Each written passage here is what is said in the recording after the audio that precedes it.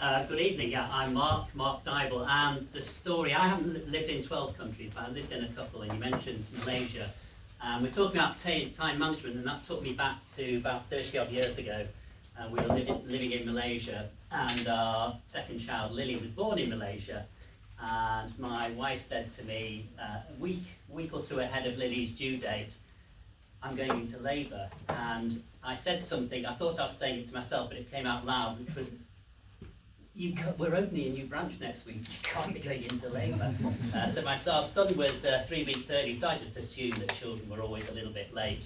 So that was a time when I was working 7 days a week and just thought I was indispensable, and obviously we all learned that we're actually not indispensable. So anyway, time management, and I guess identity is a big thing these days, and I've been giving these talks since I started business coaching 17 odd years ago. And I, as well as my clients, have been on a journey. So what I just want to share with you is I classify myself as a bit of a guinea pig, really. So I'd just like to share a few insights. We've got about 20 minutes. Simon can cut me off when we get there. We'll just see how far we get. But where I'd like to start is, has anybody else ever uttered these words? Yeah? Or am I the only one? And obviously that is, we all know that's not true. We actually, whatever it is that we couldn't do, we had time to do it. What we really mean was that we were doing something else, hopefully something more important. But really, I'm sorry I didn't have time is the adult equivalent of the dog ate my homework. It's just not true. So whenever in the future those words you're thinking of saying them, even if you do say them, just remember that actually you did have time, you just chose to do something else. Just in this time, one thing, you should have an expectation that you're going to take away one thing with you that you can actually put into practice, and it will make a difference to your future, to your business, to your life. So just hold on to that. If you hear anything you don't agree with, or that's unhelpful, or you think is wrong, just let that go. Hold on to one thing that you're going to actually do something with. And the second thing that I've learned is that we often blame circumstances for the reasons why we couldn't do something or why we were late. We come up with lots of excuses. So we're late because the traffic was bad, rather than thinking, oh, well, perhaps I should have anticipated the traffic might have been bad and I could have left a bit earlier. So there's one reason to put blame and excuses to one side, and not just because often it's untrue, but because we can't often do anything about those things. So it's sometimes a little bit tough just to say, well, I'll take full responsibility for what I do and the timeliness of that. Because by accepting that responsibility, we've got then an opportunity to do something about it, to improve the situation, to make it better next time. If I was giving this talk 17 years ago, I didn't bring more with me, I brought one of them with me. I used to do the little exercise where you'd put a jar on the table, you'd have some rocks, you'd have a sort of small container of stones, and then you'd have some sand, and you'd challenge the audience to say, well, how do I get all these things in the jar? Anyone else come across that? Yeah. Yeah, and the answer is? Put the big ones in first, then the pebbles around those, and then the sand, and that's it. It all fits in perfectly. Well, I guess you probably realised, I realised a long time ago, the trick is though, you don't have half a dozen big things in your life. You've probably got about, I don't know, 2, 3, 4, 5 times that many. And they never fit in the jar. You cannot put all the important things in your life in that jar that is your life.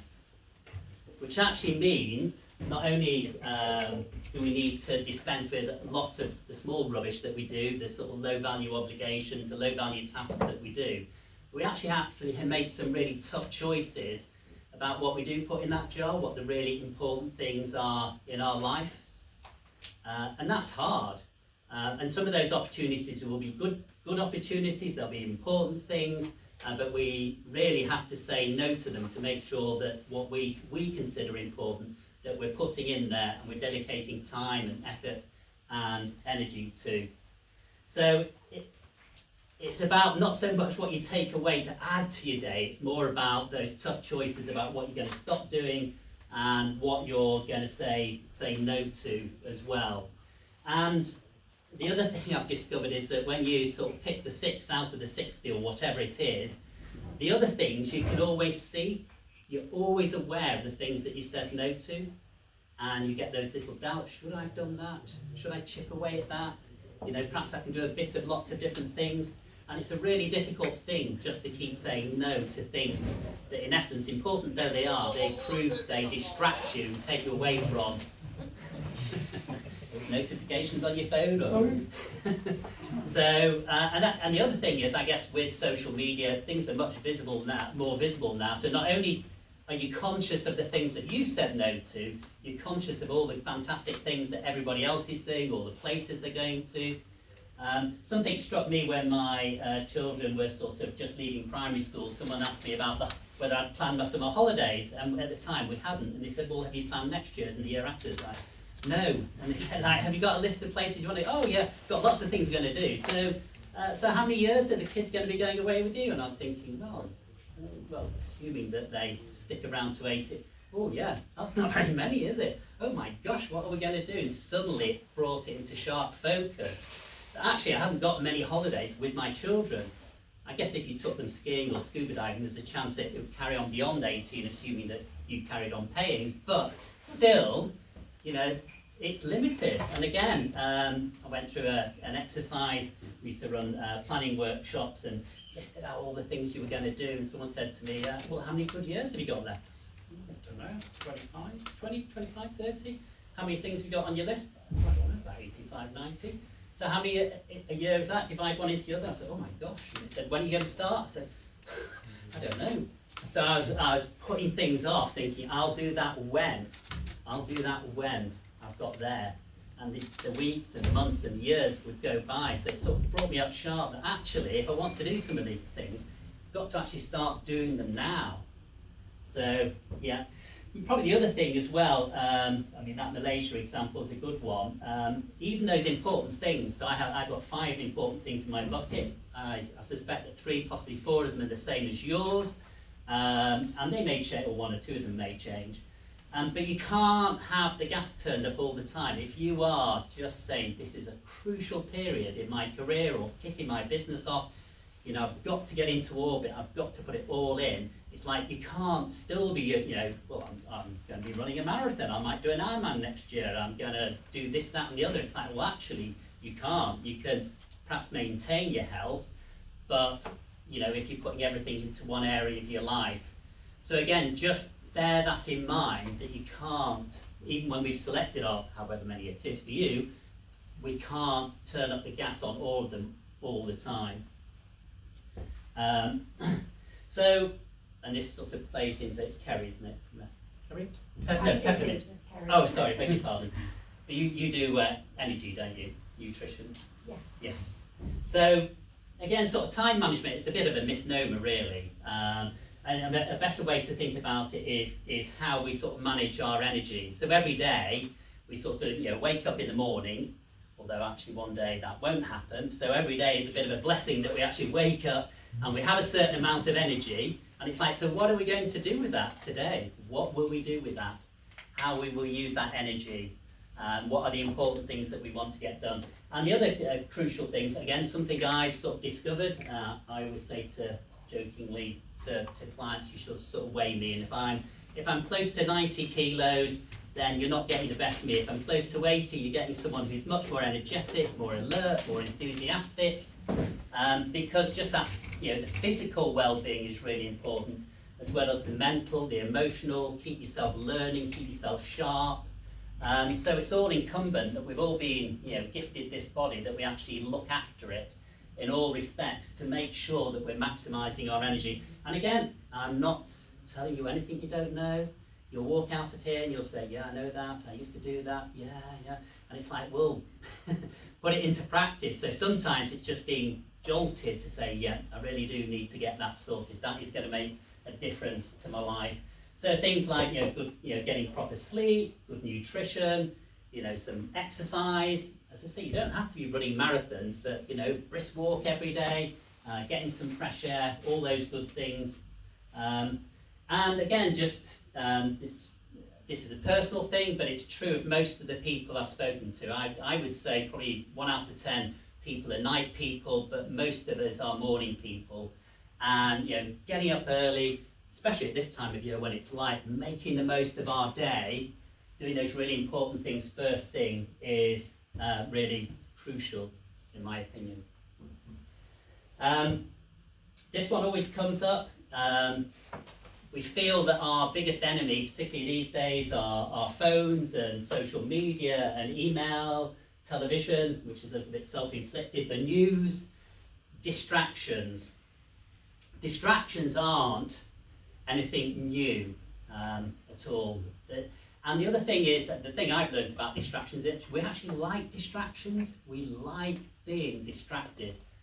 Because the alternative is either, well, we might feel a bit bored if we're not doing anything, or actually what we need to do is actually quite difficult to do. It's quite hard. If we're going to do something important and difficult, it's like, well, I'll just do this, I'll just do that. And one of the phrases that really got me was, it's a phrase attributed to Jim Rohn. He said, do not major on minor things. I thought, oh my gosh, that is me. I'm going to clear my desk, just clear the email, just do this, then I'm going to do that important thing. And then obviously what happens is those things take all day, and well, first thing tomorrow I will do that important thing. So we choose to often distract ourselves. And I suspect that most people in this room, particularly if you run your own business, you will have staff people who will come to you with problems, and you are good at solving problems.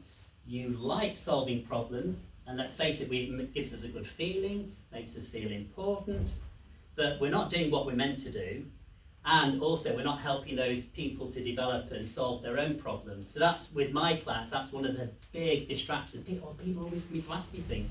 Well, send them away, shut the door, do not disturb. If you're doing something important, that's it, crack on with it, or even take yourself out of the building, go somewhere else and do that important thing. You're not paid to solve other people's problems.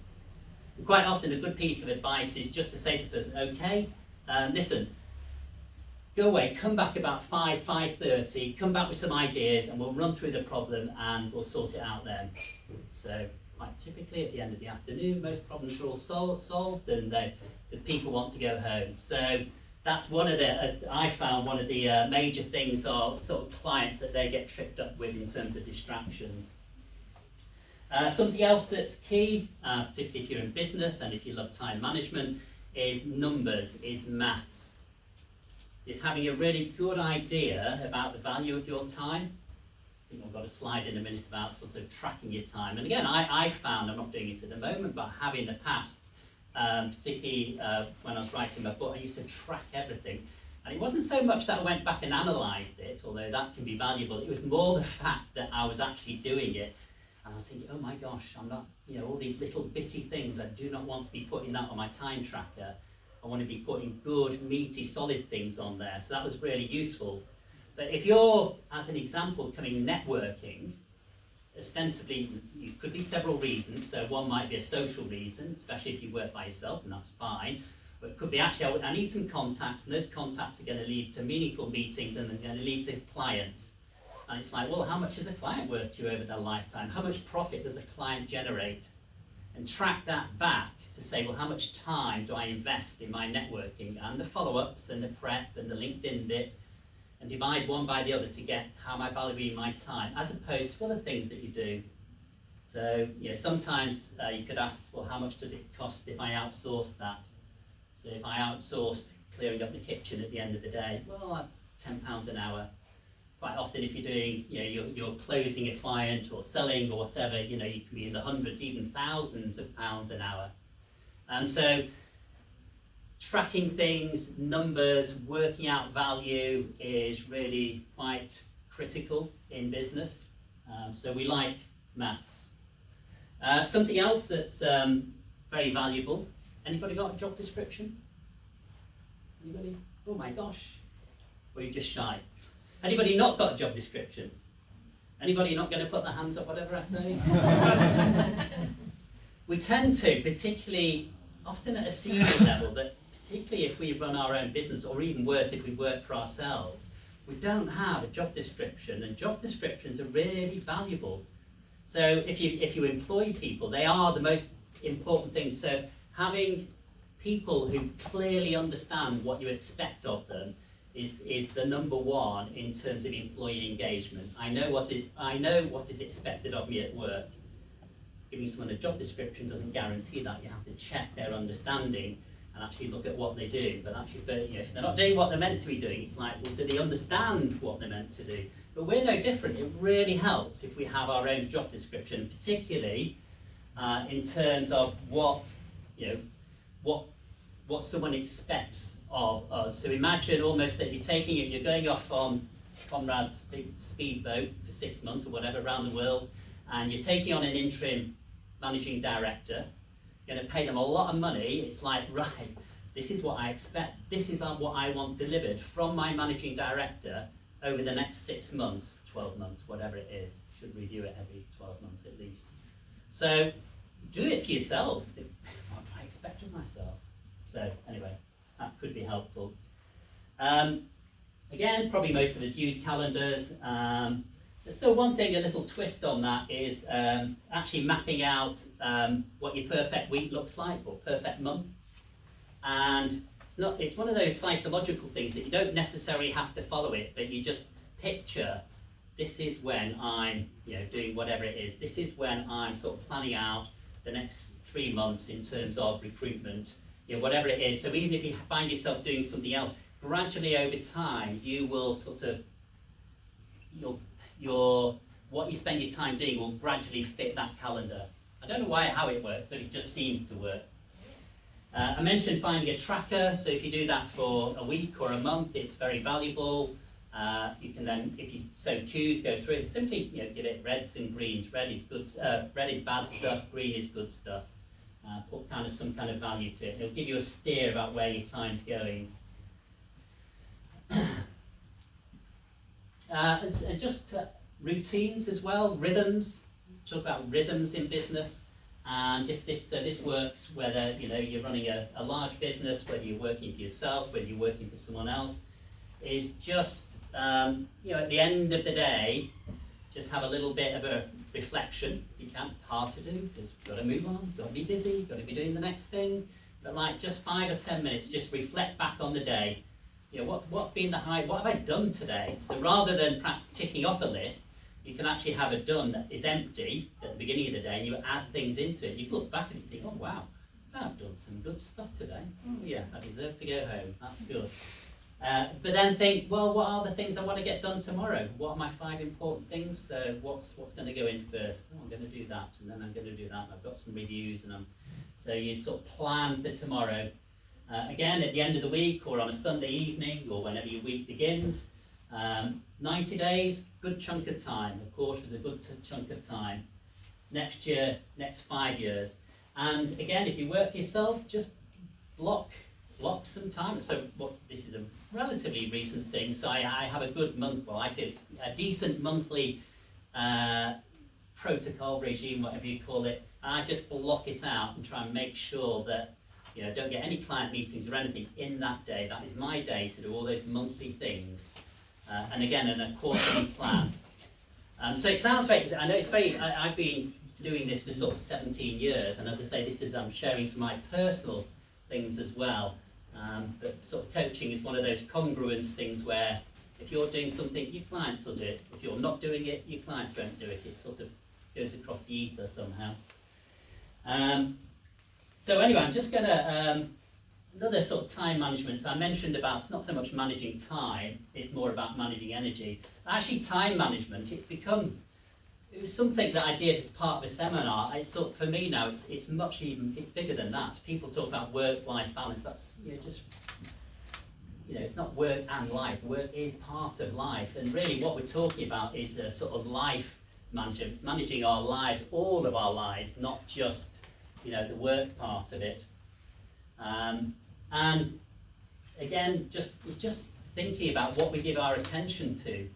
So often I'm guilty of this. It's like you know, we're sitting here, we're just thinking about what are we going to, we're thinking about not being here, but what we're going to do next, what we've got to do, will my parking run out, or whatever it might. We're thinking all the time about the future, and it's quite difficult to do. One of the things I recommend doing, for no other reason than just, it's almost like a bit of a meditation sometimes. You know, if you prepare a meal and you sit down to eat it, you actually sit down at a table, even if you're by yourself, you don't have the telly on, you don't read, you don't listen to something, you just eat, and it's, I used to find it difficult. So, I need to listen to Audible, I could be listening to a podcast at the same time. It's like, you know, well, I'm just going to drive and not listen to anything. I'm going to stand in the supermarket queue deliberately because it's a long queue, and I'm not going to check any messages. And it's like, just as a discipline, just can I do it? And it's flipping hard at times. It's like, can I go for a walk and just leave my phone? Well, I might need to take a photo. So it's like, sometimes do things just to build up almost like a muscle, an attention muscle. Because life is just what we give our attention to moment by moment. I know that sounds a little bit, you know, a bit out there, but it is. That's what it's about.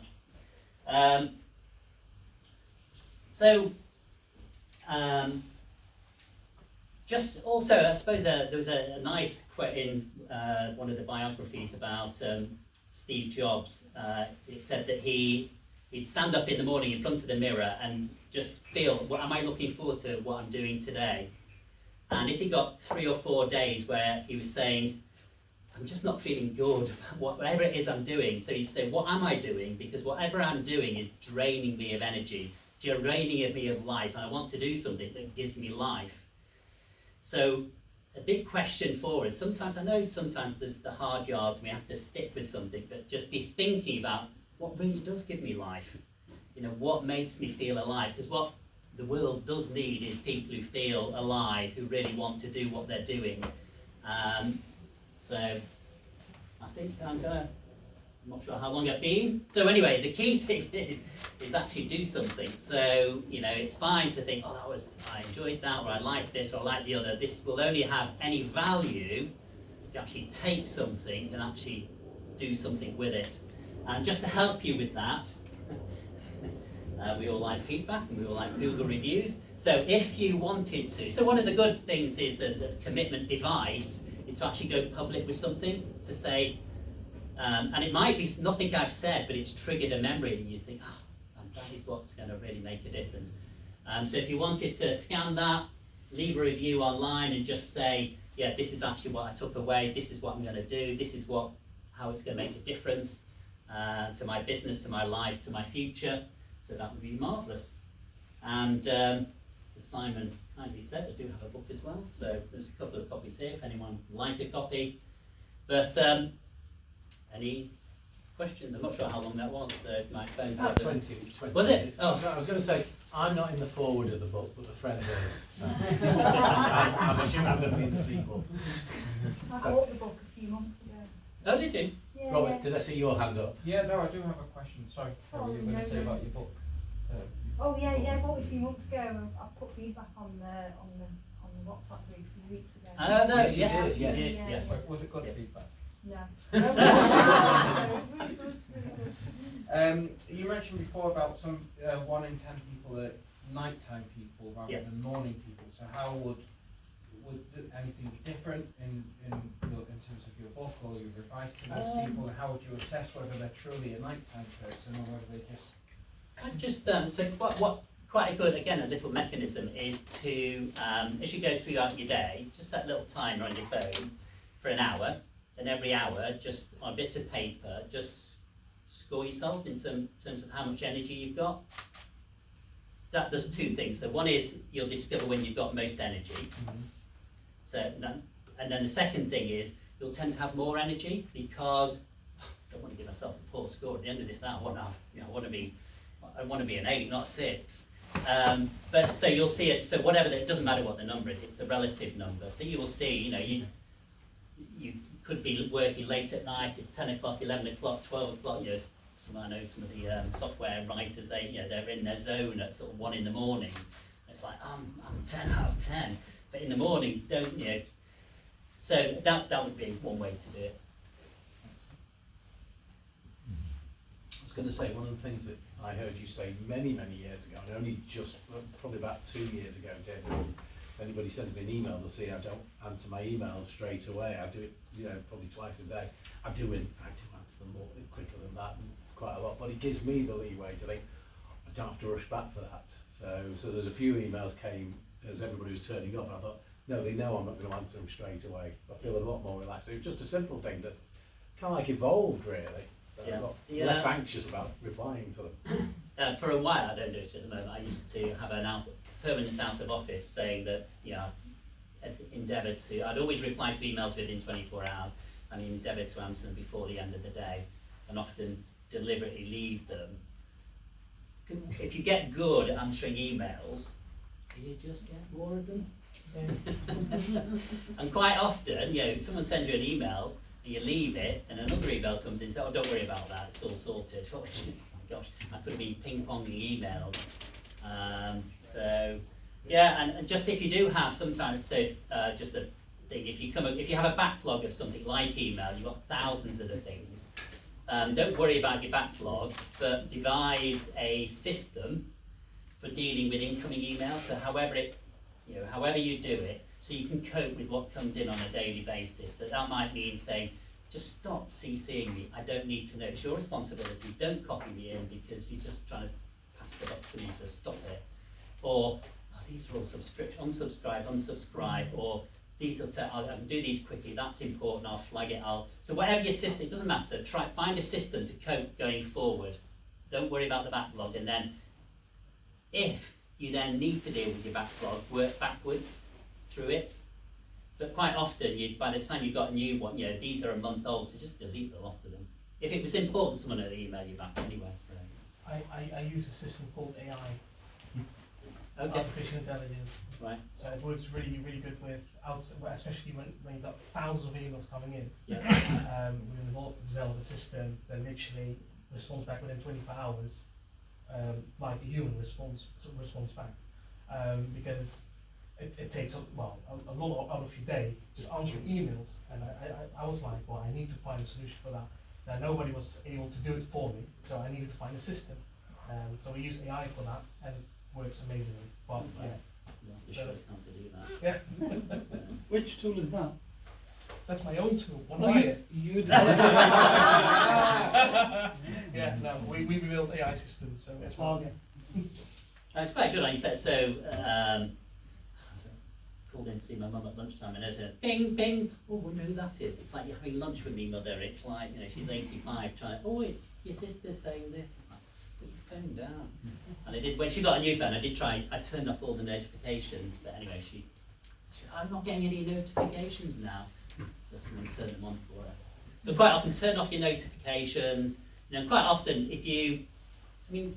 the phone should be a tool that helps us, but quite often it isn't. But just little things like, put your WhatsApp and whatever, put them in a folder on the third screen. So they're there, you've got to make an effort to go and find them, and definitely don't have them pinging. And if you're in a somewhere like this, or you're in a meeting, or you're doing something important, just do not disturb. And then suddenly you discover at the end of the day, no one's phoned me all day. Oh my gosh, it's still on. And it's like, oh my gosh, the world is still spinning. I just want to confirm I've not read the news for 4 weeks now, and the happiness that I'm feeling is so much thingy, because otherwise you're just reading negativity and then you go to another source to check if it's true. So you can lose hours by just looking at the news, and I think it's a really good thing not to be constantly looking at what's happening. Yeah, you can, so the news can be, in certain sectors, the news is very important, but again, decide, it's like your phone, it can be a help or a hindrance. It's like, go find what news do I need to know, where should I go and get it, as opposed to just allowing to sort of bombard you. That's what I was going to say. So, yeah. One of the disciplines that I've had since I started the business, I've never emailed off my phone. Okay. Never sent one email off my phone, and it's 5.5 years into. Wow, well done. I have my emails on my phone just in Yes, Yeah. but then yeah. during the day if I'm delivering, Yeah. I'll go, I'm just replying to your email. Don't quite understand it. Yeah. But, and then so my time on the email is precious. Yeah, it's a bit like but I partly don't use mine because I find it a real faff. It's so small. Yeah. But just sometimes, like last week, I was away, so I just would look through them at the end of the day, see who my emails are, and I don't need to look at, clients, just Yeah. tap on it. Well, it's nothing I need to do, I can wait. Yes. So, Any more questions? you can get your phone with that and skirt.